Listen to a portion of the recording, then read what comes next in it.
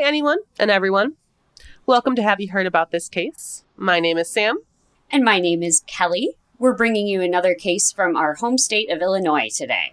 But before we dive into this week's case, let's go ahead and start with our question. And for those of you who may not have listened to our first couple of episodes, we like to ask a question to each other and have you get to know a little bit more about us. So for this week's question, Kelly, you and I love tattoos. Yes. And I want you to give me one of your tattoo stories. Oh, okay. This is fun. So my first, I like to travel and get tattoos.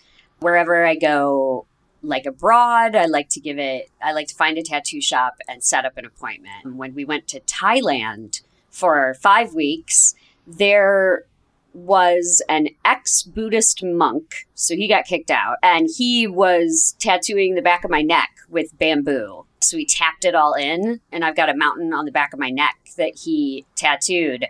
But there was a reason he got kicked out of the monks. Dude was a jerk. It's my favorite one. Oh, no.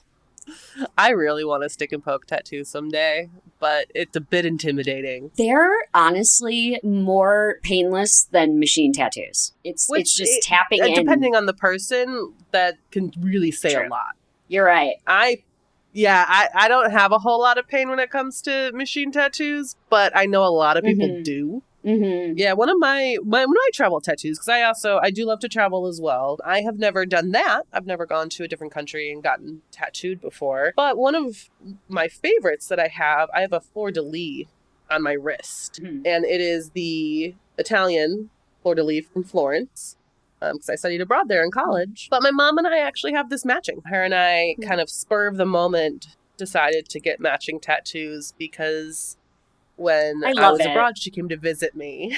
Yeah. Aww. And so that was her first time ever abroad. And so I got to take her all around Florence and Rome and kind of show her my life for the last few months. She was visiting me and we just were like, okay, you want to get a tattoo? Let's go. Yeah. Yeah. I'm so there. I understand. Yeah, and it's right on my wrist. I can see it every day. Have a lot of good memories of Italy. It's beautiful, too. It looks great. Are you ready to dive into today? I am. All right. So today we're going to talk about Chris Coleman. You and I have talked a little bit off air about it, but we're going to dive into it a little deeper. Some of you may be familiar with this case if you live in Illinois, as it took place in state, but not in Chicago. I would also like to credit up top Midwest Crime Files for their coverage of this case that I was able to pull research from. I also pulled data for this case reported by Fox News. So everything you're about to hear has been acknowledged and supported by global news outlets, as well as others who cover it. I think this case is unique in a couple ways, which led me to be interested in it. It's a good balance in the story of some common things we see with murders, but we've got some interesting legal things happening in the wake of the crime that I'd like to talk about. Before we go any further, I would also like to add the disclaimer that this case involves minor children. Please use your discretion when listening. Chris Coleman has been convicted of the first-degree murder of not only his wife, but also their children, Garrett and Gavin.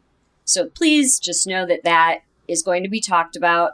Garrett was only 11 years old and Gavin was 9. So we're going to dig into why he was convicted now and why he should spend every day of his life behind bars. Oh boy. I don't know too much about this case. I know we've talked about it, but I'm really interested to hear more details. Yeah, there are a lot of people in this case who can't keep their mouth shut. I'll say that. But I'm going to highlight the players that we'll see going forward. Firstly, Chris Coleman, who was born in 1977 to Ron and Connie Coleman. Ron will come back and have some things to say post-crime that I think are very interesting. Ron and Connie Coleman were both evangelical pastors in Monroe County, Illinois. Chris was raised there, and it is in southwestern Illinois. Sheri Weiss was also born in 1977 and was born and raised here in Cook County, Illinois. For those of you that aren't sure of the layout here, Cook County covers the city of Chicago. And these dates make both Chris, the perpetrator, and Sheri, among the victims of his crime, 31. at the time the crime occurs. When Chris was in high school, a recruiter from the United States Marine Corps came to his school. Chris was said to be impressed and inspired by the presentation, and he signed up and entered the military directly out of high school. It's been said that he did well in the Marine Corps. In May of 1997, Sheri Weiss met Chris Coleman at a canine training seminar at Lackland Air Force Base in San Antonio. Sheri was 21 and a military police officer in the Air Force. Chris Coleman in the Marine Corps was 22. Okay, so they're pretty young meeting. Yes, and they're about the same age, only separated by an amount of months. Speaking of months, that was May of 1997. In August of 1997, approximately 3 months later, Chris has been seeing Sheri this whole time. And he brings Sheri to meet his family in Chester, Illinois. Chester, Illinois is so southwest on the border of Illinois that it's right across the river from Missouri. When Chris introduced Sheri to his family, they were not impressed. Ron Coleman even commented, quote, "She was a worldly little girl, little short shorts, tattoo on her leg, not the person we thought he'd be with." Okay. This quote from Ron Coleman is one of the many things he says that put him in an extremely unflattering light. Yeah, I agree. For context, yeah, super unflattering, correct? Yeah, Not that's cute. Like, seriously, man? Isn't that wild? That's how he described his daughter-in-law. And get this, the quote from Ron Coleman happens in 2011, 2 years after Chris murdered both Sheri and his 2 young sons. So not only has he had this feeling for 20 years-ish? Not quite. Yeah. Well, I guess probably. Yeah. Yeah. So less than 20 years, 15 years, whatever. And after she's dead, he's still saying this. That is awful. Right. It's ridiculous. I said, firstly, this is some victim blaming garbage like I have never heard. He has more to say, though, and I'm going to let him continue to bury both himself and his son with his own words. I already don't like this guy. Oh, yeah. I think it's despicable and reductive to Sheri as a person to just sum her up as a worldly girl who has tattoos and was therefore not good for his son. As we just talked about. I'll say this was our intro. Sam and I can speak to this as we're... This wasn't like planned in the intro question. We just love tattoos and we thought it would be a good conversation for the beginning. Exactly. And, we can speak as tattooed women who are productive and kind and curious about the world and fun to meet your family, just like Sheri. And we also have a handful of tattoos outside of our travel tattoos that we just happen to speak on our travel tattoos. Right. And so I just think it's so reductive of him. Like he's making her out to be just, cast in his own vision. After her death, to say this about her after her death, I think it speaks a lot to the energy that was in the house towards Sheri, given that this was a statement to the press. I can't imagine what he said in the home when no one was listening. Yeah, behind closed doors. Exactly. But he'll say more because he's awful. And a couple more months pass by after this visit with his parents. They've been seeing each other regularly. And in an unplanned turn of events, Sheri became pregnant. Chris and Sheri then elope to the surprise of Chris's parents. According to Ron Coleman, Chris immediately had regrets. In 2011, he said, quote, "My gosh, he was raised in the church. He was repentant and broken over it," end quote. Okay. So, yeah. Again, you're raised in a church, just religiously. That doesn't mean right that you can't fall in love with somebody who isn't or is Absolutely. outside of the organization and has different points of views. Come on. Absolutely. I don't want to justify the son's actions because I know what happens, but come on. Mm-hmm. And especially when Sheri was also a Christian. Chris Coleman was raised by evangelical pastors, so they may have been a little bit further to the side, but as we learn more about Sheri, she was a Christian as well. So I don't understand why this man can't keep his dead daughter-in-law's name out of his mouth. Right. Yeah. Like, he bends over backwards for the man who killed his own grandsons. You'll see. It's horrific. Oh, boy. Well, soon after the elopement, the Colemans learned that they were expecting a baby. Again, Ron Coleman is just airing out how much he sucks to the media. It's on him that his statements are reflecting poorly on not only himself, and he should be ashamed, but they're reflecting on his wife, who has not made a statement, and on his son, who he's attempting to defend. That right there is the crux of the problem to me. Ron is immediately on the offensive, jumping to his son's innocence, and the memory of the victims and their right to life is being trampled all over by what he's sharing publicly.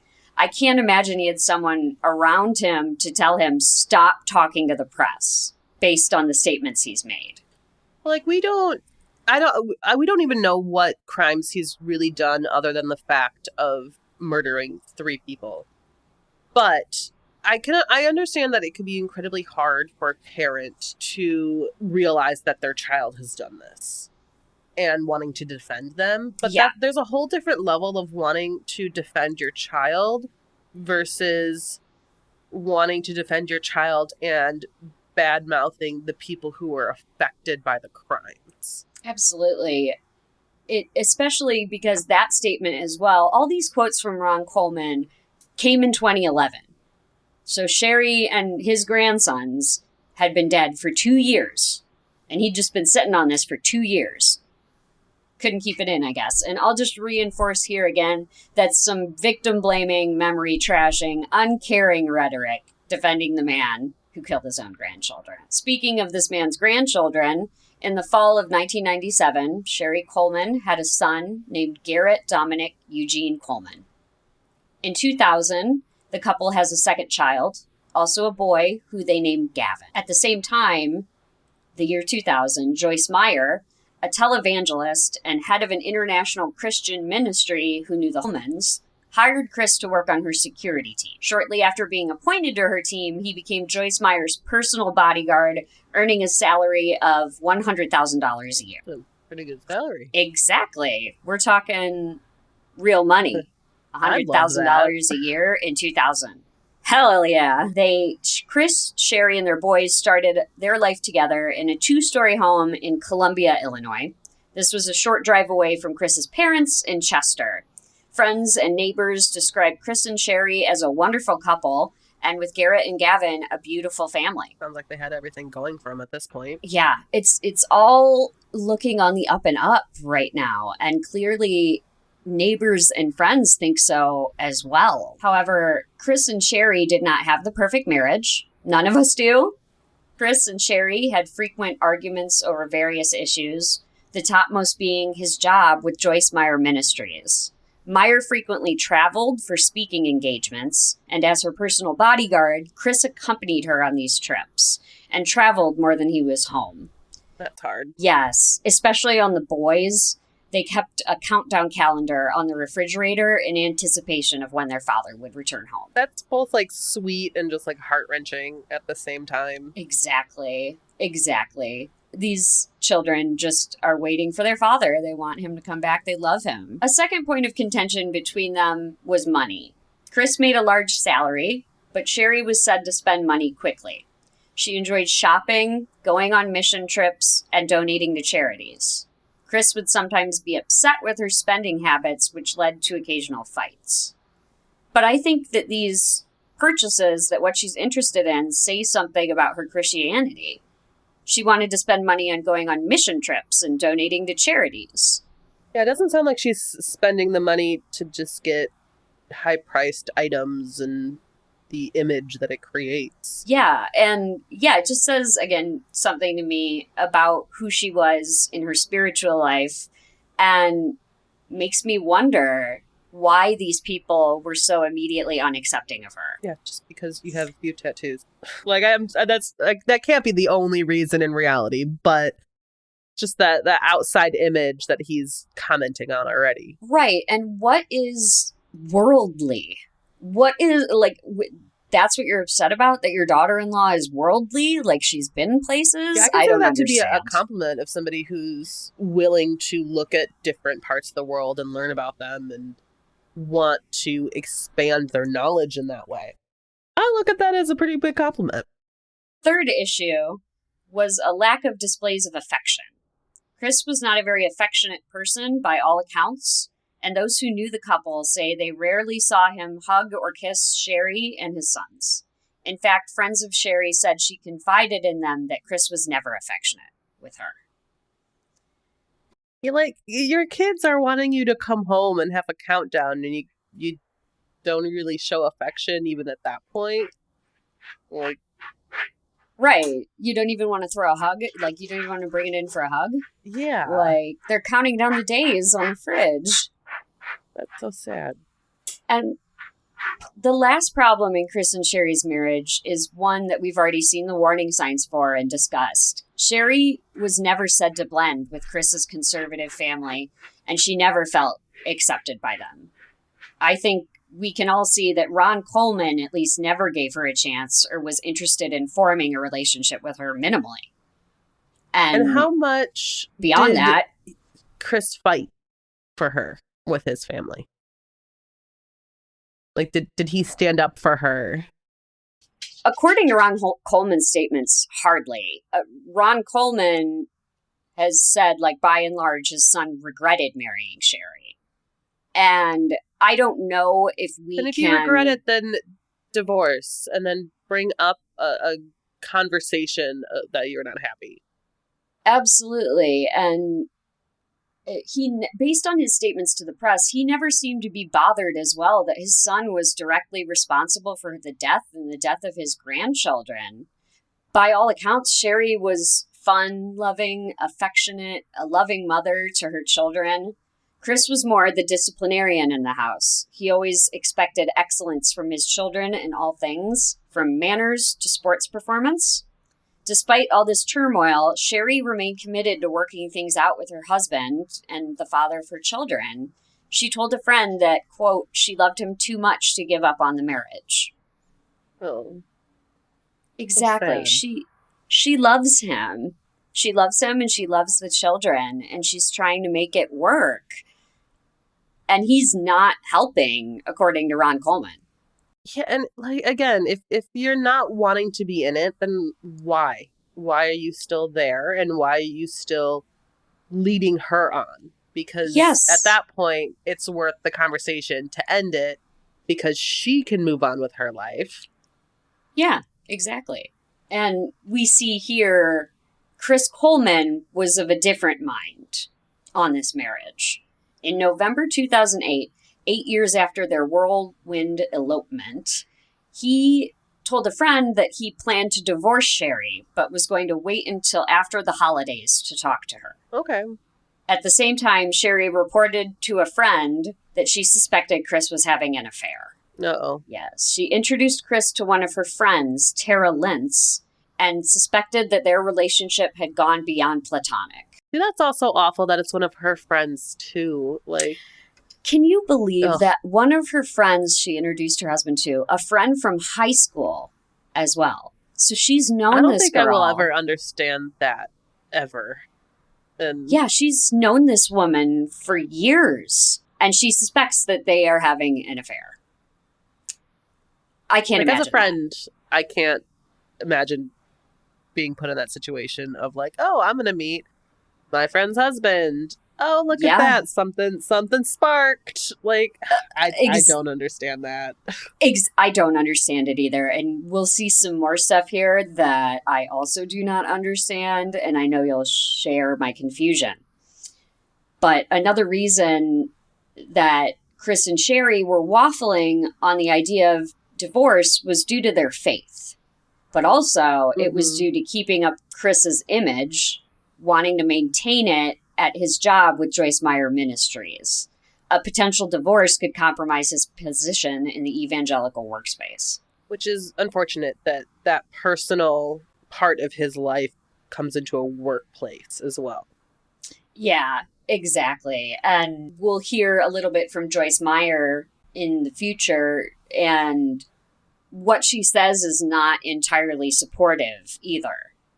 It seems like it would have been tough if this were the course of action to take. However, I do still think it's the right course of action if you're not happy in your marriage. Yeah, it is. And unfortunately, marriages do fall apart. It is entirely possible. It's also entirely possible to have an incredibly happy marriage. Well, there's always going to be issues in a marriage, no matter what. No matter what marriage, there's going to be issues. But there is the absolute possibility that it will last, as those vows say, forever until you die. Right. And it's clear to me that Sheri meant that when she said it at their elopement. And it seems clear to me that Chris did not mean it. And mid-November 2008, right where we left off is where we're picking up, is when Chris Coleman's wheels start turning and he begins the premeditated process of getting rid of his wife and children. Chris had been working for Joyce Meyer Ministries for 9 years when a threatening email was sent to himself, Joyce Meyer, and her son. It was not uncommon for the preacher to get nasty emails, as she made a ton of money through her speaking engagements in ministry. Some people believe that she misused those funds. However, it was strange that this email was clearly targeted at Chris Coleman rather than the ministry. And it was also sent to her son? Yes, Joyce Meyer's son. And I could not track down how he was involved in this case at all. Did he also work? He may have also worked there. He may have also worked there. He may have been an office manager or something, but it does go to Joyce Meyer's son as well. Interesting.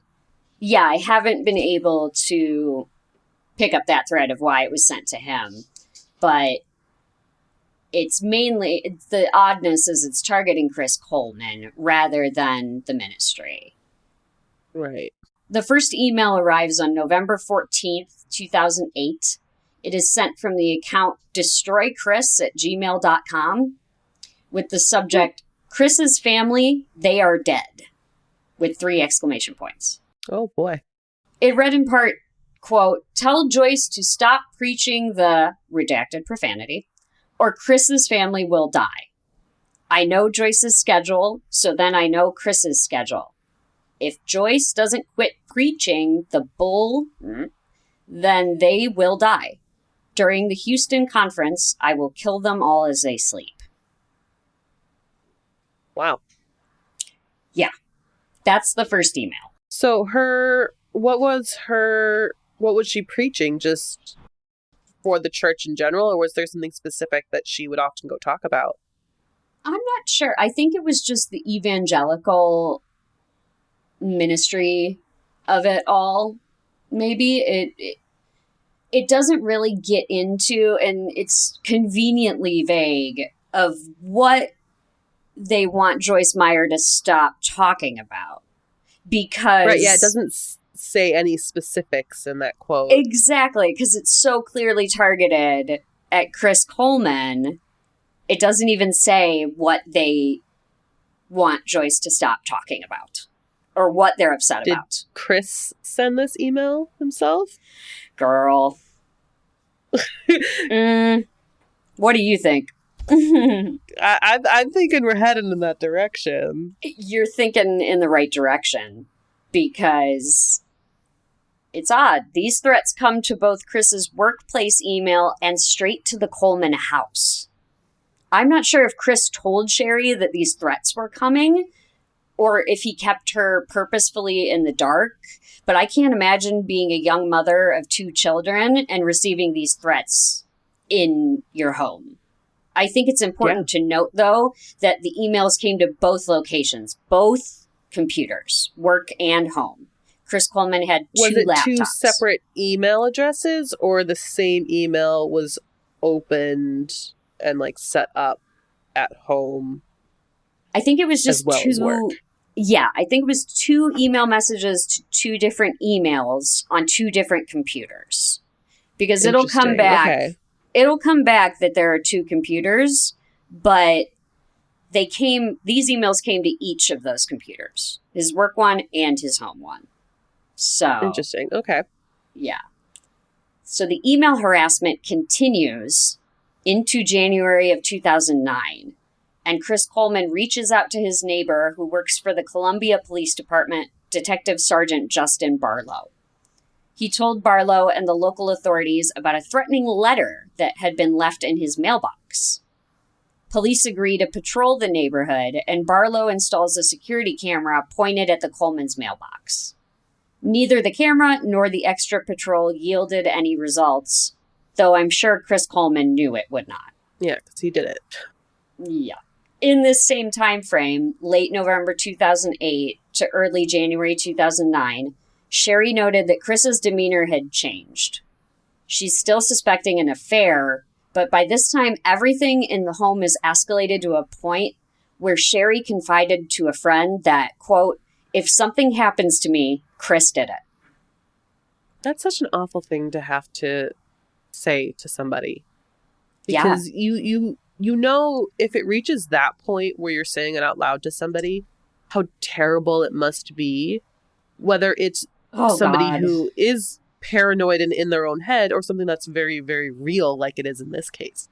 It has to be so terrifying and consuming all of your thoughts.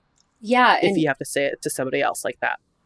Yeah, it's just a huge statement to share with a friend. And if I were to get that message from a friend, I would feel so powerless to help them and so worried. Like, if something happens to me, Chris did it. Like, it's so bad that you're worried something's going to happen to you. Like, it's time to get out. Yeah, and then how do you react as a friend of the door's always open? Well, yeah, what can you do?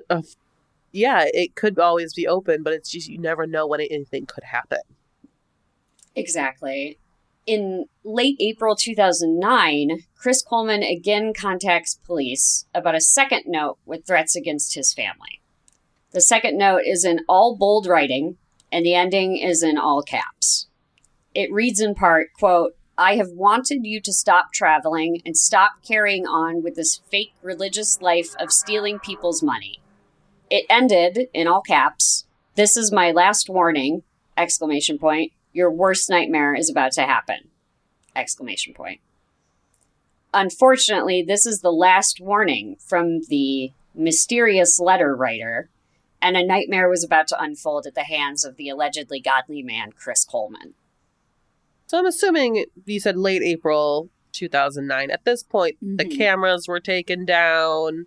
They weren't monitoring the mailbox anymore, so they can send another letter. Yeah, and so this has been going on all the way through 2009, and we've hit April now. They've been receiving... Yeah, so we're 6 months into this at this point. Exactly. I can't imagine what Sheri must have been going through in this whole time leading up to what we're about to discuss. And this poor woman, whole family. Exactly. He sucks. On May 5th, 2009, at 5:45 a.m., Chris Coleman leaves his home on Robert Drive to go to work out at a gym in South St. Louis County. And this is apparently not odd. Often Chris goes to work out there. He calls Sheri's cell phone and leaves a message on his way to the gym. Coleman later says he called Sheri just a few minutes after leaving to make sure she was up. Chris also texts Sheri while he's at the gym and then calls once more on his way home. After getting no response, Chris then calls Detective Barlow and the Columbia Police Department and requests that they check in on Sheri and the boys. He tells officers he is at the JB Bridge, about 5 minutes away from the home. That's a pretty big jump. Like, I understand it, okay, not answering. That's upsetting. But you're 5 minutes away from home and you're calling a detective to go check on her? Yeah, exactly. Odd. Like, I get that that's very upsetting, but 5 minutes. You're not going to go home and then call it doesn't make any sense. Wrong? Why wouldn't... Yeah, why wouldn't you just go home? Yeah, and then call. Or go home and then, according to you, check and see if she's awake. Because Exactly. according to you, Chris, at this point, you're still under the impression that your wife is asleep. And this is what, maybe like 6:30? You said 5:45 he went to the gym? So this is yes. maybe 5:45 he 7? went to the gym. Latest? At latest. We'll see when he arrives home that it is... I mean, it's a normal amount of time that one would spend at a gym, but these cops are not dummies. He's called a detective, and these people know what's going on. They know what's going on. Yeah. Well, he's not good at it, so... No, he's not good at this at all, because upon arrival at the home, Detective Barlow meets with the Columbia police officer in the front, and they both visually clocked that a basement window had been open. The two officers called for backup, and upon entering the residence, they noticed an overpowering smell of spray paint. Ew. Okay. The officers entered at the basement and made their way through the house. During the search, they saw spray paint on the walls saying in big red letters, quote, "I am always watching. You have paid and punished." So this is some Manson type Exactly. stuff. Yeah. We're trying a little hard here, in my opinion. You're right. Yeah. It's such a emulating Manson move, you know? And also, I mean, it's just such a strange quirk to this case. The spray paint. It'll come back, though. Don't worry. And on the search of the home, police also, unfortunately, come upon the deceased bodies of Sheri, Garrett, and Gavin in their beds on the second floor of the house. Each had ligature marks on their neck, indicating that they had been strangled with a rope or a cord. And that takes time. It does. Having to do that to your children. Your children. Listen, you guys. That's so I am awful. not... You're going to learn another something about me. I have never been one to want children. That's just not my journey. And it's not some people's journey. But I can respect the gravity of the relationship, the deeply understood bond between a parent and a child. And I can recognize that it is diabolical that this man would strangle his two sons and his wife, but his children too. And it takes a good amount of time to strangle somebody. Yeah. And it's a very intimate crime that is something that you are most likely face to face for. That is exactly awful. Yeah. And with a ligature on your own children, there's something about that is just so cold and unfeeling. That that makes me feel so uncomfortable. And I don't have children either. I don't know if I will ever have children. Someday I might, but that it makes me very uncomfortable. And as a non-parent, I can only imagine what parents feel like in this moment, just hearing this information. Yeah, it's ugly. It's ugly. That's why I gave the trigger warning up top, because it's just callous and uncaring. Ugh.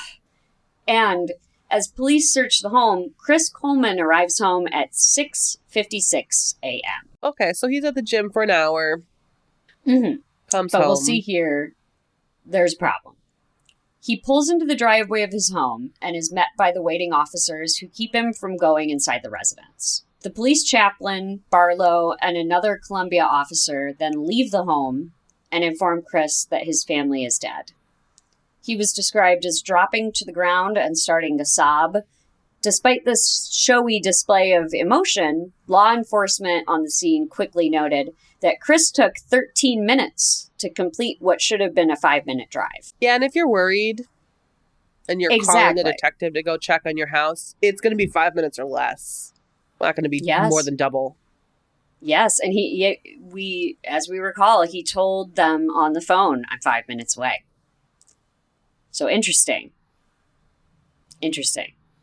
Do we know how far the gym was from his house? I'm not sure. I just know that it was a fairly regular thing for him to go. It was only like a jump across the border. I believe it was over the river. And So I'm just wondering, is it 13 minutes or less from the gym to home? Like, right. Does 13 even make any potential sense in that aspect? And my assumption is no. Not really, because we will see. Yeah, we'll see in the lawsuit and the trial that Chris Coleman conveniently on this morning, and this is backed up by his cell phone data, took a different route to the gym than he normally did. One that was maybe a little out of the way. Yeah, conveniently a little out of the way. Shortly after he is informed of the murders, Ron Coleman and Joyce Meyer arrive on the scene to comfort Chris. When they arrived, Chris was sitting in an ambulance with the chaplain comforting him. The chaplain said Chris looked down at his knuckles and there were red marks. The chaplain asked him about the marks, and Chris began to punch the ambulance gurney over and over. Oh, no, he has to hide those marks by doing something else. I think it's pretty clear at this point what he's doing. Exactly. It's almost embarrassing for me, the transparency he displays in front of a detective, in front of a chaplain. They've almost certainly seen this before. No matter if you started punching the gurney, the cops and the chaplain already likely saw the marks and they were existing prior to you punching anything. It's known what's happening. Even if the cops have never seen this sort of scenario, it's just like, it's kind of roll your eyes. Like, you know exactly what he's doing. Mm-hmm. Yeah, yeah. And I'm sure that Detective Barlow, I'm sure that detective had this guy's number from the minute this guy pulled in 13 minutes late. Or 13 minutes rather than 5 minutes. I'm sure by then the detective already had his number. The weird call. Like, not even 7 a.m. There's a good possibility they're sleeping. Exactly. And it's sort of over messaging, you know? Like, oh, I called her on the way to the gym, and then I texted her when I was at the gym, and I called her on the way home. Like, okay, well, that's a lot of times to prove that you tried to contact someone. It's also trying to just force your alibi. Exactly. He's trying as hard as he possibly can to build up something, and he's got nothing. It's clear as day what's happening. And we know that the cops... Yeah. We know the cops have his number, too, because the next day, May 6th, 2009, Chris is taken to the Columbia Police Headquarters and interviewed. Investigators suspected Chris could be involved with his family's deaths. This doesn't surprise me, given all the material he gave them just by showing up when he did. In Coleman's initial interview, he claimed that he spent the day prior to the crime playing with his children and then watching television. He and Sheri, according to Coleman, put their boys to bed and cuddled. Chris said she fell asleep in his arms. Of course she did. If he can't even give her a hug or his children a hug, she didn't fall asleep in his arms. I don't go buy it, Chris. Literally, come on. And, of course, Sheri's recovered texts tell a different story, though.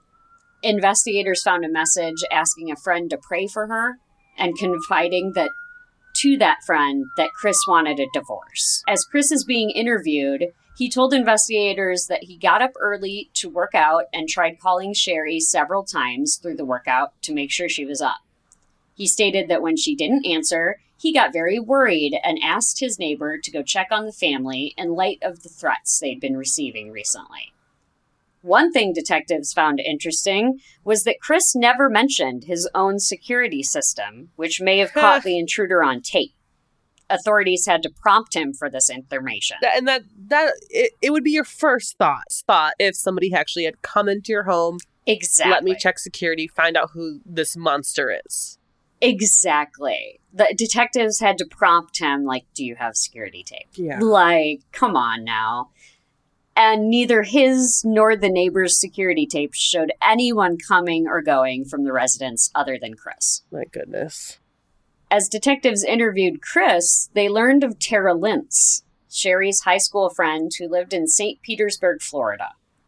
Chris told authorities he knew Lintz, and the two were friends as well. He denied any sexual relationship or affair. When they asked Chris about any marital problems, he denied that he and Sheri had any. At this time, officers in Florida were questioning Lintz about the nature of her relationship with Chris Coleman.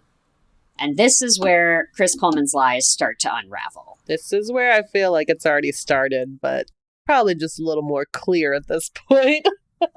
Absolutely. It's already started, but it's about to fall apart for real. Lintz explained to the detectives that she and Chris were indeed having an affair, and in fact, they had exchanged promise rings. She also states, can you believe this?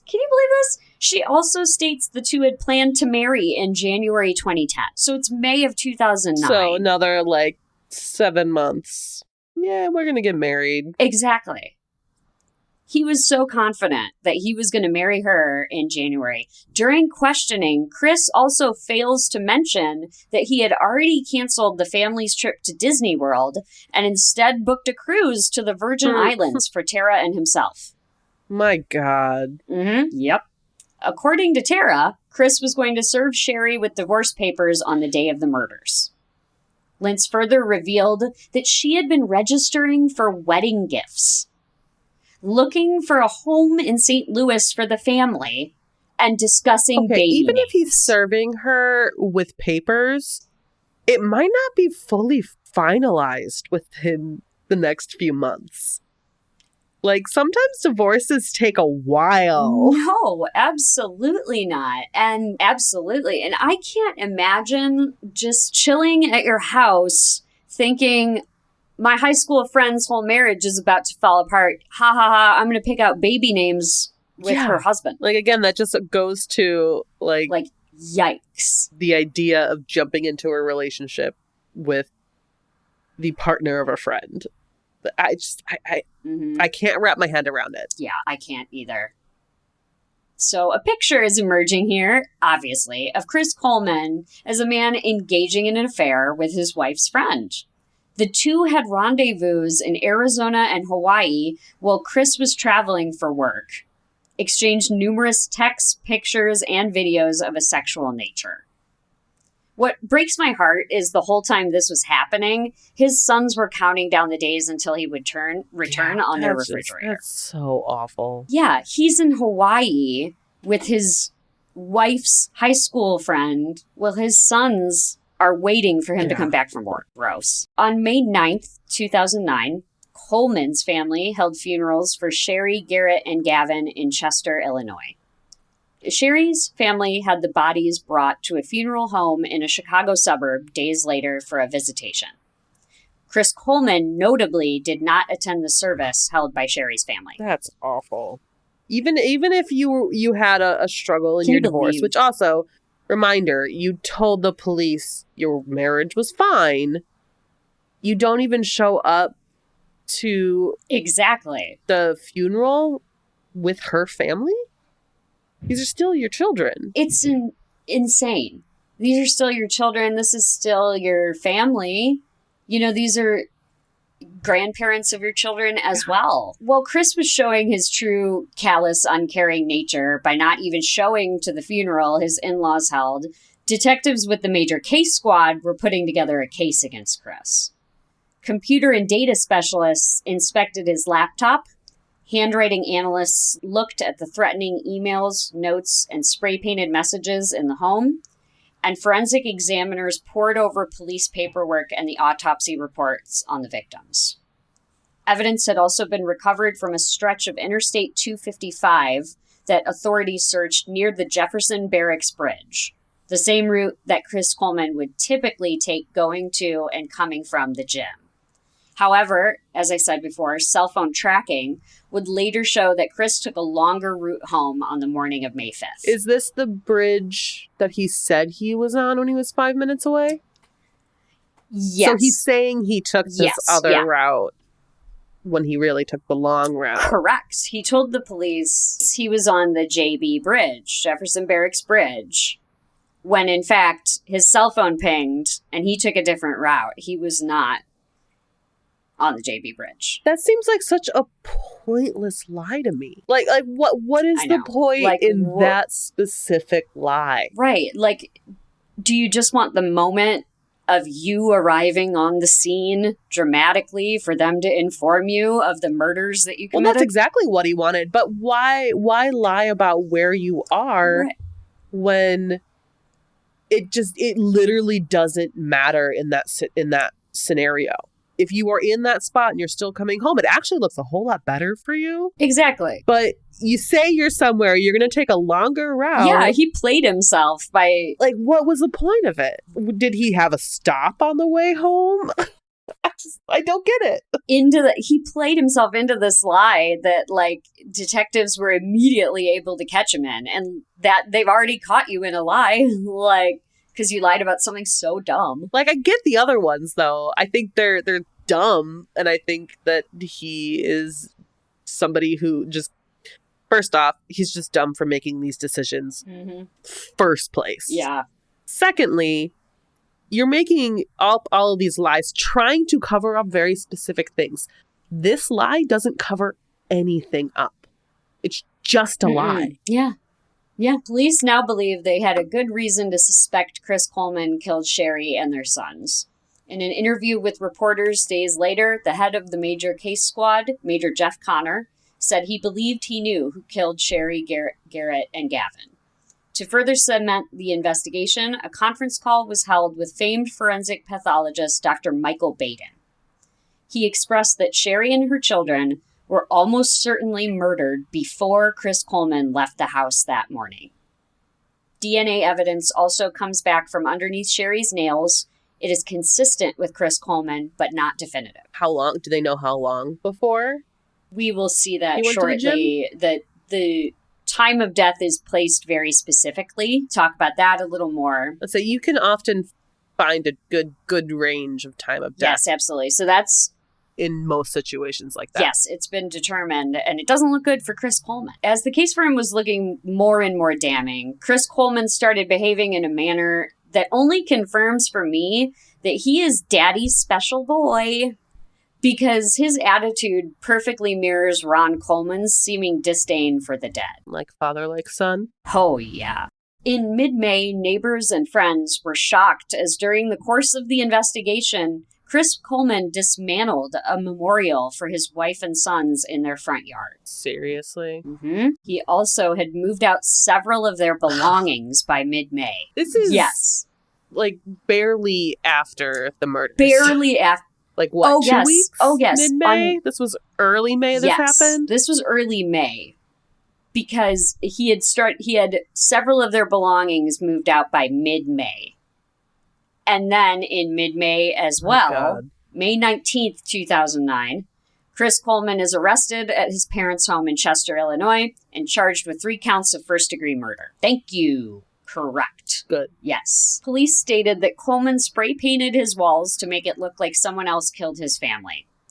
At this point, Sheri's family takes legal action and files a wrongful death lawsuit against Chris Coleman. This was apparently so that Chris could not liquidate any assets, for example, selling the family's home. Mm-hmm. And it also then protects, if for some reason he's acquitted of charges, then at least there's a civil case following it up. Absolutely. So very smart of them. Very smart. On April 25th, 2011, after lengthy delays and pushes to move the proceedings elsewhere, the trial begins in Waterloo, Illinois. Jurors were selected from Perry County to avoid the possibility of a tainted jury. At this point, friends of Sheri's had started to come forward as well, saying that Chris had asked for a divorce, but Sheri refused to give him one. Megan Turnbow, a friend of Sheri's, said, quote, "She told me he was tired of her keeping him from God's destiny for this life." Huh. Yeah. But isn't it part of the religion that divorce is not allowed? Yeah. And frowned upon? Yeah. So how can he fulfill God's destiny if God is... Exactly. God's going to... disappointed with him? Yeah, God's going to be mad at you. You got divorced. Why would you have a beautiful manifest destiny with him aside from your wife, you know? Like, I do find it interesting that she's turning down a divorce, Mm-hmm. but that's also, she has the ability to have that conversation, and who knows what went into that conversation. Exactly. And I think it shows, once again, how deeply committed to this Sheri is and how much it speaks to her faith that she wanted this to work out so bad. And he just clearly didn't want any of this to work ever. Yeah. And it's like, even just like counseling, like that could have been a step. Right. Like, try. And that could have he could have even used that as a step of like, here, we're not happy. Mm-hmm. Let's try counseling. If it doesn't work, then let's follow through with what I would want, a divorce. That's right. fair. Right. There are conversations to be had and ways to approach this. A million true crime podcasts have said it before, but I'm going to jump on the soapbox too. Just get a divorce if you're unhappy. There's no reason to harm anyone. No, not at all. Even with children involved, it's the best scenario. Exactly. Like, it's going to be tougher on the children to watch their parents unhappy in love than you two divorce or separate even, you know? And it doesn't create a good picture for the kids' future and what they value in a relationship. Exactly. So turning to the trial, the prosecutor's case attempted to paint a picture of Chris Coleman as desperate to get out of a marriage and run off with his mistress by pinning his family's murders on a mystery assailant. Dr. Baden, the famous forensic pathologist, testified on behalf of the prosecution about the time of death for Sheri and her children. They were likely killed hours before Chris Coleman left his home that morning. He placed the time of death at around 3 a.m. The cause for all three was ruled strangulation.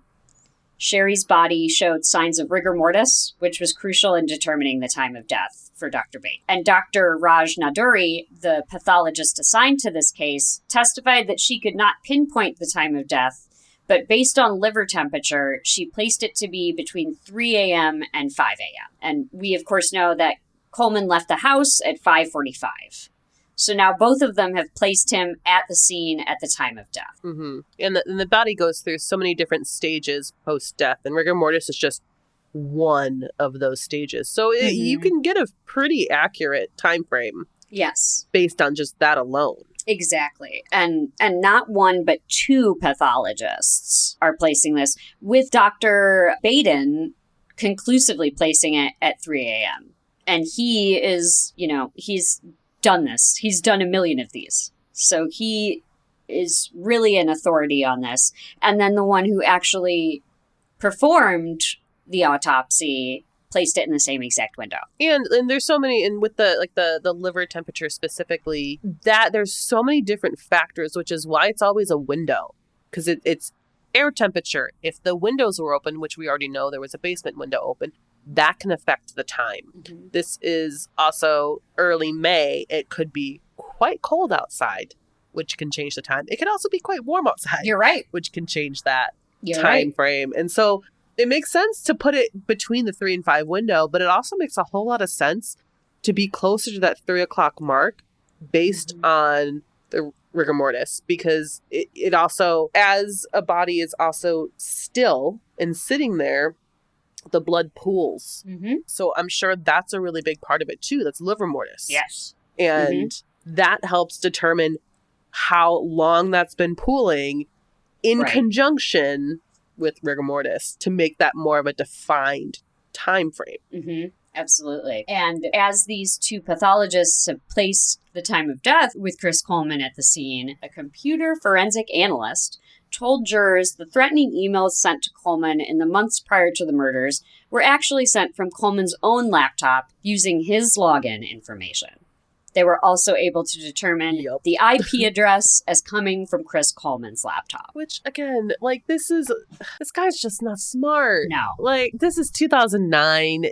All of this stuff is so easily traced. Yeah. Come on. Come on. Your IP address is always in an email. What?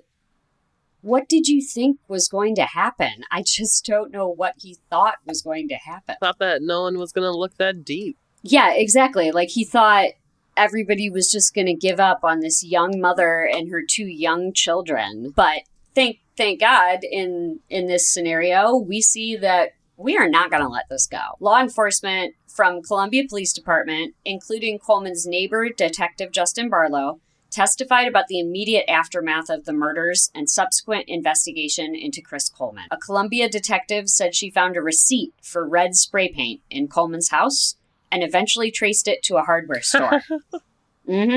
This hardware store kept remarkably good records and was able to tell authorities that Chris Coleman had bought a can of candy apple red spray paint. The same paint was found to have been used in the graffiti in the... I'm not sure if it's an Illinois thing or if it's a Cook County thing, but I know that there's some pretty strict rules when it comes to spray paint purchasing. Yeah. You can't buy spray paint in the city of Chicago. It's so hard. Like, no stores carry it. It is, you have to have like a special license as like a contractor to buy spray paint in the city of Chicago. Yeah. So I'm not sure if that's just a Cook County thing or if that is a statewide thing, but it doesn't surprise me at all that there are well-kept records specifically when it comes to spray paint. That's a good point. I haven't had the occasion to purchase spray paint recently, but the last time I tried to, it took me all day. Take all day off work, Chicagoans. Good luck finding spray paint. Yeah, you have to go to the suburbs. And I remember I once went to a Home Depot that was literally borderline city suburbs, and I was so frustrated because I thought that one was a suburb one. Right, and you're like, it no! Wasn't. I was so frustrated. Right, you're like, I was just trying to paint a dresser. Right. That's all I wanted. Right. I just forget it. Just forget it. But it does make sense then, too, as well, that he only bought 1 can. Because from what I recall, the last time I tried to buy spray paint, I tried to buy like 2 cans of it, and it was like a 5-alarm fire. They were like, what? 2 cans? It was wild. And so we see here coming back a little bit, Joyce Meyer made a recorded testimony which was played before the court. She had not known of the affair, but intimated that Coleman might have been fired had she known about his infidelity.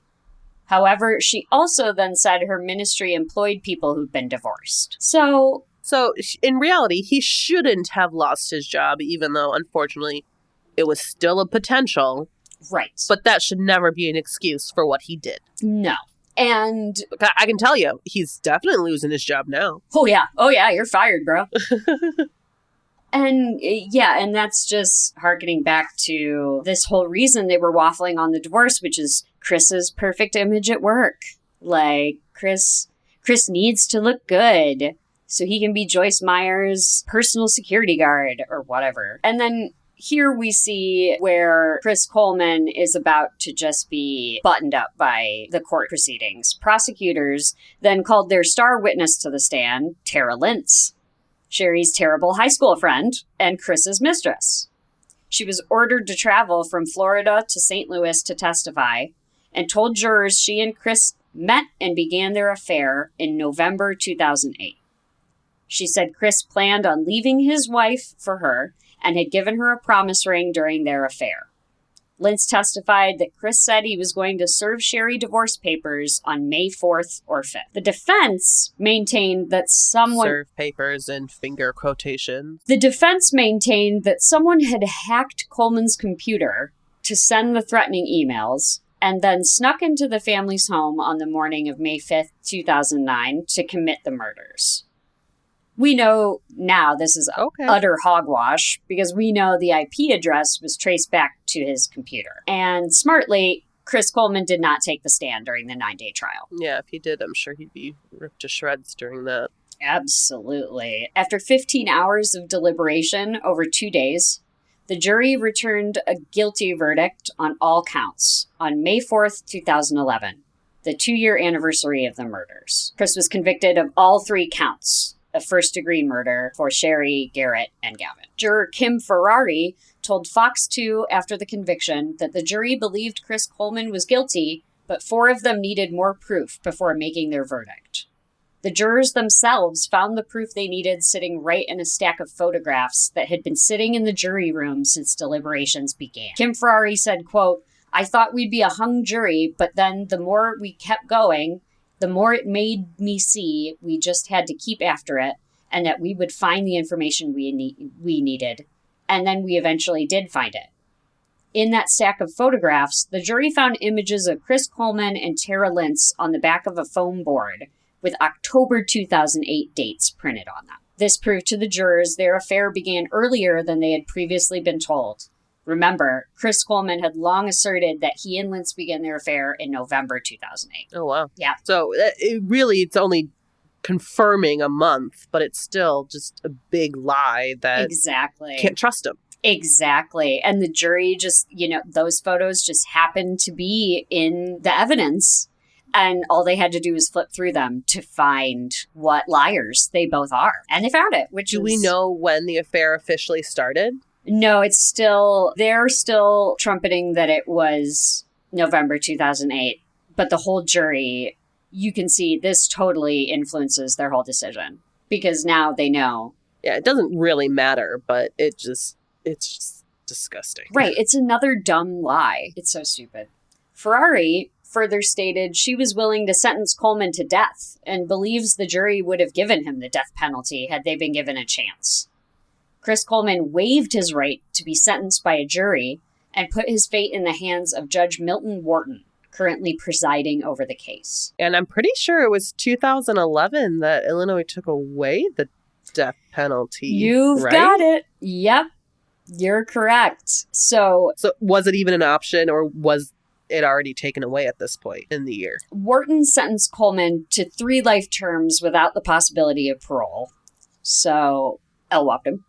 And the judge cited the abolition of the death penalty in 2011 in Illinois as a key factor in his decision, as it was set to be abolished July 1st of that year. Okay, so it was like this was a couple months before. Exactly. The death penalty. Okay. Mm-hmm. So this judge was being kind when he gave him life without parole. Yeah, he could have absolutely given him the death penalty at that point. He could have. He could have made that decision. And, we've talked a little bit off air about the death penalty, and I know that many true crime fans all have feelings about it. I am of 2 minds on it, and I think we all are. One being that I want justice seen to for the families, but the other being that there's something to be said for somebody remaining alive and confined and thinking about these crimes every day of their life. So that's my... Yeah, it's a hard line to toe between this person took somebody's life, so we should take theirs. Mm-hmm. That's a hard thing for me to wrap my head around. Yes. I don't like that. Yeah, exactly. But at the same time, I do strongly believe in justice. Mm-hmm. And sometimes I really don't know what level of justice is the right level. Exactly. And in this case, the judge saw fit to him having 3 life terms. And I can respect this judge's decision, given that the legislation was already introduced. And, maybe he was of a different mind about the death penalty. Certainly a different mind than the jury. Ferrari, the juror, said, "It was a surprise. I'm very surprised that Coleman did that, but I think he knew that we were going to sentence him to the death penalty." She's referring to putting his fate in the hands of Judge Milton Warren rather than letting the jury sentence him. Right. I'm sure his lawyers probably advised on that decision, knowing, because judges, they're non-biased, but at the same time, they do stick to their own morals. There are judges who will more likely give the death penalty and some that will less likely. And I don't know the case here, but I'm assuming his lawyer probably advised him to go with the judge's choice. They probably said, "You're in real danger here, buddy." That's why I don't really have much to comment on as far as this judge's sentencing, because I believe that the judge acted in accordance with his morals, and I think that's all we can do, So I don't judge the judge in this case. Yeah, and like we previously mentioned, we're both so torn on it that I think my preferred is what this judge did, just because it's just the death penalty is so severe, and it's a little archaic, but it's it's when you get particularly hideous crimes like this, you think, what is it for if not for right now, But there's also something like the whole prison system with kids are involved. Yes. That's a whole nother level of terrible in the prison system. And because that's why I'm of two minds. So many inmates. Yeah, that's kind of a potential death penalty in itself. It is, going to prison for a crime against a child. Yeah, it's dangerous. It's dangerous, and I think that, again, there's something to be said for somebody having to be confined every day of his life and think about the crimes he perpetrated every day of his life. I think that's what he deserves. Yeah. I think that's what he deserves. Mm-hmm. He should have to think about this every day. Yeah, I agree with that. When asked if she was disappointed the judge didn't impose a death sentence, Ferrari said no. Quote, because even though I say I am okay with the death penalty, this way he is going to have to sit in prison for the rest of his life and think about what he did every day for the rest of his life. And as we said, such a sentence would have been symbolic anyway. Former Governor Pat Quinn signed legislation in March 2011 outlawing the death penalty. Coleman was sent to Pontiac Correctional Center in Illinois, located between Bloomington and Chicago. In July 2011, a judge denied Coleman's request for a retrial. In August 2011, Coleman was transferred to Dodge Correctional Institution in Waupun, Wisconsin? Did I say that right? Waupun, Wisconsin. Waupun. For safety reasons. So exactly what we just talked about. Probably because of what we just said. Yep. Yeah. Protective custody. Crimes against children, like, they're despicable. And even some of the toughest criminals in these prisons agree with that statement. Yeah, these guys don't play when they found out that you've committed a crime against a child. And I also think he deserves protective custody because I know protective custody is even more restrictive than Gen Pop. So I'm glad that he's in protective custody. After this, and this is one of the things I wanted to talk about that I could not believe. After this, Sheri's poor family is further victimized by having to fight a protracted legal battle against Chris Coleman's family between August 2011 and December 2012. Chris Coleman's family fought this battle for him, and it was to keep the bodies of Sheri, Garrett, and Gavin in Chester, Illinois. Friendly reminder that these are the people who never accepted their daughter-in-law for who she was, and issued numerous statements that were so reductive of her as a person. They were fighting her real family for the right to be near their grandchildren. It's despicable. I don't understand. Like, I get it, but I don't get it. Like, if they actually cared about their grandchildren. Yeah. But I don't believe that they did. No, I certainly don't. I mean, based on everything Ron Coleman has said to press agencies, you clearly didn't care, and you're fighting her parents for their bodies. Let them be buried near Chicago in the suburbs where their lives were, not where they were murdered by this man. I'll say, and if you're, okay, if I know that this is also, a lot of people have some polarizing ideas on this. I'm a believer that if you want to connect with somebody after death, such as visiting their graves, does it absolutely have to be where their physical body is? Yeah. Can it be a memorial? Can it be something that is symbolic to that? Because I understand how important that is. Yeah. And being able to go to a place and even be able to talk out loud and have that sort of connection. But in this situation, does it have to be the physical remains? And luckily, a judge agrees with me and decided that a convicted murderer should not be able to keep control of his victims. And I did not write. Agreed. I did not write that great sentence. That was from the reporting on this, and I think it sets a good precedence that a convicted murderer should not be able to do that. He gave away his right as a husband and a father the moment he made that decision. Absolutely. If the Colemans had been victorious, their murderer son's gravesite would have been right next to his victimized wife and sons. Yeah, that's not okay. They were fighting for him to be able to be buried next to her. Like, get the hell out of town. In December 2012, the bodies of Sheri, Garrett, and Gavin were exhumed from their graves at Evergreen Cemetery in Chester and relocated to Sheri's hometown, just outside Chicago. Coleman's parents, who still live in the southern Illinois town, said they had equal right to be near their grandkids. The gravestone marking Sheri and her boys remained at Evergreen Cemetery because it had been paid for by Ron and Connie Coleman. So they're outside Chicago now? Mm-hmm. And that's Yes. not Evergreen? Yes. Do we know where they are outside Chicago? No, it didn't share that. I think that they're trying to keep it private. The article didn't say it. They Fair. just referred to it as her hometown, both when they mentioned when she was born and when they mentioned her gravesite. So I think that that's why. But it is with her family now. That's fair. Yes. Yeah. They all three. That's all that matters. Mhm. All three of them made it back to the suburbs, and they're not trapped anymore in this cemetery with their murderer. In January 15, Coleman and his attorneys again attempted to appeal his prison term, but a judge upholds the conviction and the life sentence. In April 2018, Chris Coleman does an interview with Crime Watch Daily where he maintains his innocence and said he was set up. Quote, "Actually, what Of never course. came out in court is I had 2 laptops, and I traveled with one, and I left the other one at home or at the office," he said during a phone interview.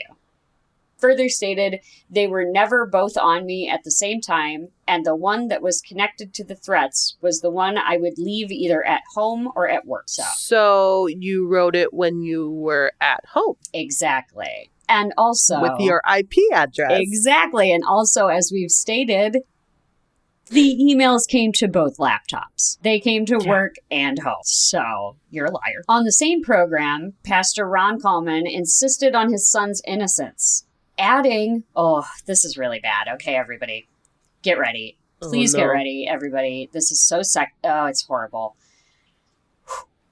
On the same program, Pastor Ron Coleman insisted on his son's innocence, adding that an affair would not have been a motive for the murders. Quote, "Tara was just meeting a need at the time that Sheri wasn't taken care of." He continued, quote, "Well, I mean, every man has his desires, and every man has to be respected. It's built into every man. If your wife doesn't respect you, then you're going to find respect somewhere else." End quote. Wow. Yeah. When asked if he thought Sheri was being a bad wife, Ron Coleman responded, quote, "Just that at that short, brief time, she stepped back from doing her job as a wife." Job as a wife. All my notes here are in all caps, and they say, "This is such utter victim-blaming, sexist garbage. I can't even fathom why Jesus would want to talk to this dude." Oh.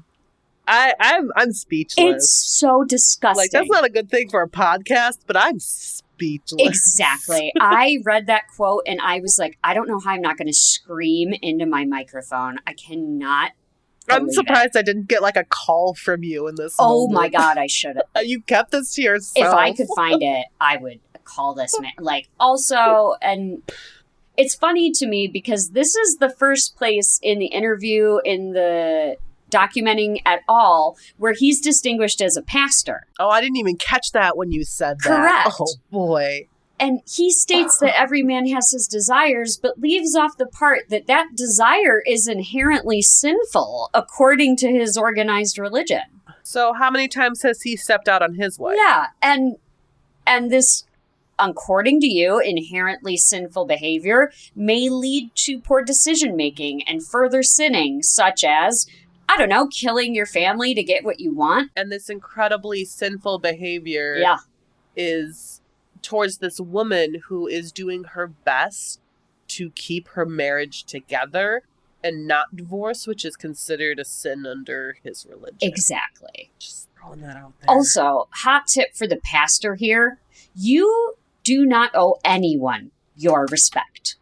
No one. Respect is earned through time and behavior for everyone, in my opinion.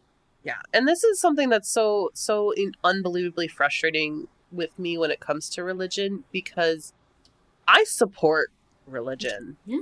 I grew up in an area where I was one of the very few people who was not religious.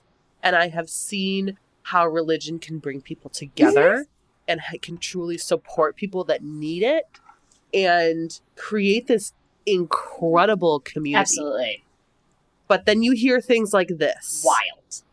And it just, it puts such a terrible name to something that has that ability to be so supportive. Yeah, exactly. It has to somebody and their community. It has the potential to be so frustrating. Yeah, it has the potential to be like a wonderful and transformative healing space, which seems to be what Sheri used it for. I mean, she was going to mission trips. She was donating to charities. She, by all accounts, it sounds like all this poor woman ever did was try and fit in with your family. And all you continued to just victimize her after her death. This is 2018, he said this. My God. Also, that's just so frustrating. It makes me so mad. Real hot, really angry. But also in April 2018, attorneys for Coleman requested a new trial on his behalf based on a claim of improper evidence. Specifically, those extra photos jurors discovered that led them to a conviction. In March 2019, a judge grants an evidentiary hearing to move the proceedings forward. In July 2020, that same judge denied Coleman's appeal for a new trial. Good. Exactly. So frustrating. Exactly. Because that's all there is left to say. He won't even cop to the affair, even though it's so well documented. He's still... It's so clear. The fact that he still maintains that somebody hacked his computer... Come on, man. This is 2020 now. Yeah. We know even better that you did it. We knew back then, and we know now. Did they ever determine the DNA under her nails? No, they didn't. They just said that the profile was consistent with Chris Coleman, but not conclusive. So I'm not sure what could lead to DNA evidence being inconclusive like that. Maybe you understand? I think there's a lot of things, but... I really don't know. I think that they probably could say inconclusive in the aspect of they were married and she probably had DNA on her hands and potentially under her nails. Yeah. Like, it could have been something as easy as that, as they were a couple, and who knows? He could have said, oh yeah, we cuddled on the couch and we had sex that night. So yes, there's potentially DNA under nails. I don't know. I didn't know either. I just find that interesting that like that's kind of the last thing that's like you can't fight that. Exactly. When DNA is involved, DNA is involved. And even the IP address to me is almost as significant as finding his DNA, because it's essentially your computer's DNA. I agree. See, it'd be a different conversation if there was like a VPN used or something. Where it's like if you'd obscured it. Falsify. Yeah. But that would show that it was somewhere else, and then they would have to prove that it was still him. Yeah, and there wasn't even that attempt. I mean, they literally knew that it was his login information was used too. So he just blithely logged into his own computer and decided to do this. And that's how you get 3 life sentences, folks. And I'm glad he did. I hope he rots there. Like I said, I'm glad he's in protective custody, because I know it's even more restrictive than general population. And all he's going to be able to do is sit there with the book that somebody's donated and try not to think about what a heinous murderer he is. Yep, my goodness. You brought us an intense one this week. Yeah, it's vivid. It's quite vivid. Yeah, this one, I feel like I've heard this one before, but I think I blocked it out of my head. Not gonna lie. It's been pretty well covered, yeah. Because, again, Ron Coleman won't stop talking. And like I said earlier in the episode, he's just further digging his son in with his words. Every statement that he releases makes his son seem that much more guilty. He needs to shut up. Go ahead and keep talking in reality, because you're going to continue to be denied, and your words may help that fact. Exactly. So go ahead, keep talking. I just don't want to hear it. You allegedly you're a pastor. Apparently Jesus wants to talk to you. You should probably work this out with him because I imagine he's not very pleased. Right? Yeah, you have a pretty in-depth conversation that you need to have at some point with Sounds like you guys need to do some talking. But thank you for listening to this grisly case. It just, like I said, it had those interesting elements to it of like the spray paint and the litigation after the death that hopefully set a precedent here for they've been branded family annihilators, but I hope that it's future precedent set that these people will not be able to be buried with their victims. Yeah, that's breaks my heart that was even in conversation. I can't believe it. That they literally, his parents went to bat for him in court to keep them buried next to him. Outrageous. Yeah, that's not okay. But thank you all so much for listening to Have You Heard About This Case? If you have any questions or comments on this, you can find us on Instagram at Have You Heard About This Case Pod, or you can email us at haveyouheardaboutThisCase@gmail.com. Thank you all, and we'll talk to you later. Thank you. Bye.